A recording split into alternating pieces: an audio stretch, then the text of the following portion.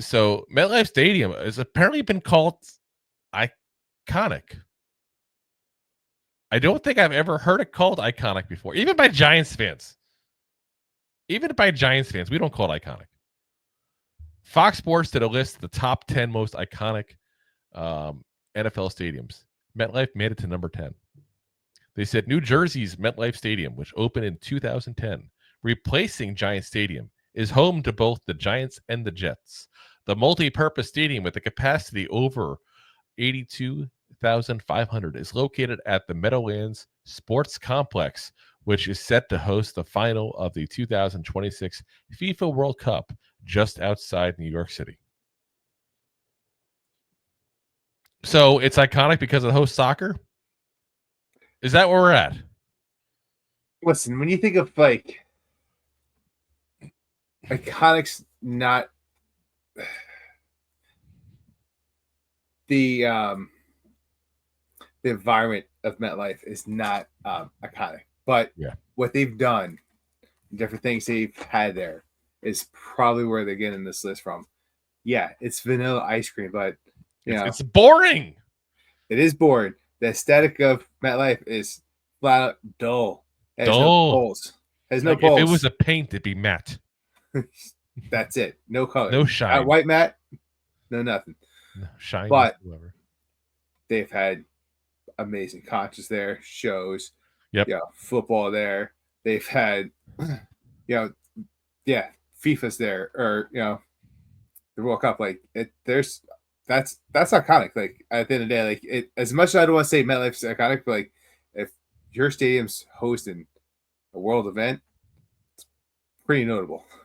I feel like though, to be called an iconic NFL stadium, you need classic NFL moments, and we don't have a single one. I mean, what is it? The catch, was that even a home game? I can't remember off the top of my head.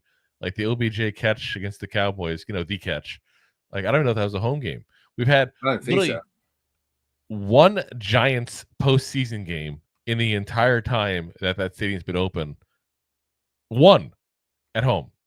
That was the 2011, the first round against the Falcons, Falcons. The Falcons. And then we won that one. So I guess that's iconic. We're undefeated at home in the playoffs. But I don't think the Jets have had a single one. Like there's nothing. Like I'm sorry. Do not call this iconic. When what? I'm gonna give you what this stadium is known for. Tearing ACLs. Tearing ACLs. That's what the stadium is known for.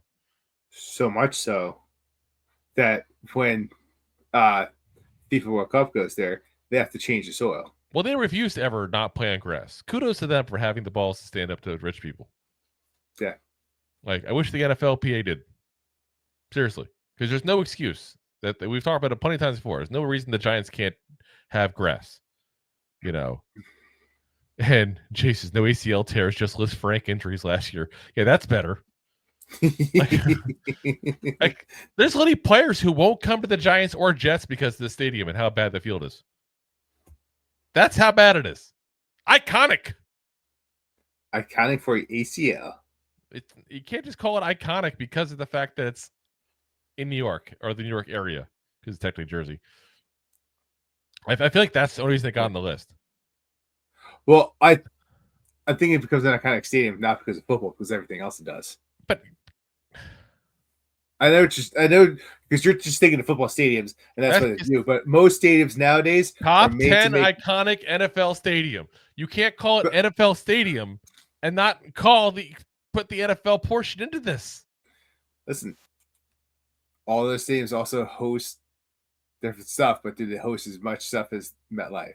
Lincoln Financial. Here, I'm gonna get there, but how many conscious is the whole compared to MetLife?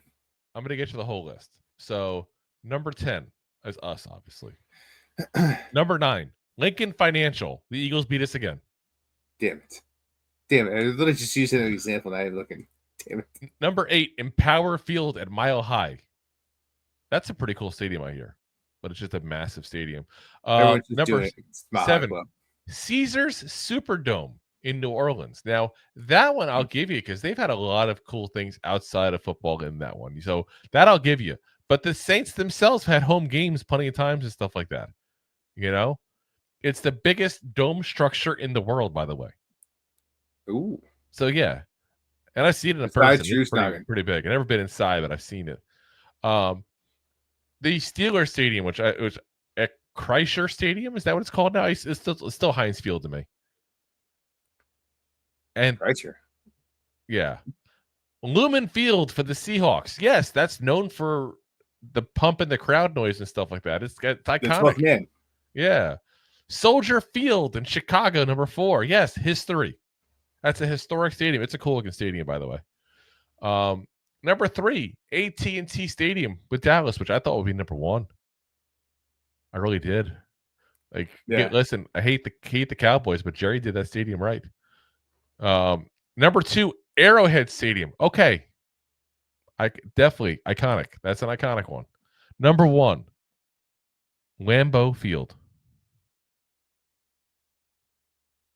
So obviously you didn't do it based on non-NFL things. If Lambeau's number 1, I can't think of a damn thing that Lambeau Field's had besides the local, cheddar cheese 5K. They do tours of Lambeau Field in history. Everybody does that. But apparently they go like crazy. I'm just saying, everyone does that. I did the one at Wrigley when I was in Chicago. It was pretty cool. Wrigley. But yeah, like I said, we don't listen. I'll give people crap when they don't give us enough credit. But this is one scenario that we got too much credit. Absolutely too much. Let's see. Deb says, I was extremely disappointed with the new stadium. Nothing to brag about. I would have liked to see a dome stadium for one thing. I would have liked a dome stadium myself. But I personally would have gone for retractable. Yes. I think there's no reason that we couldn't have had a retractable roof.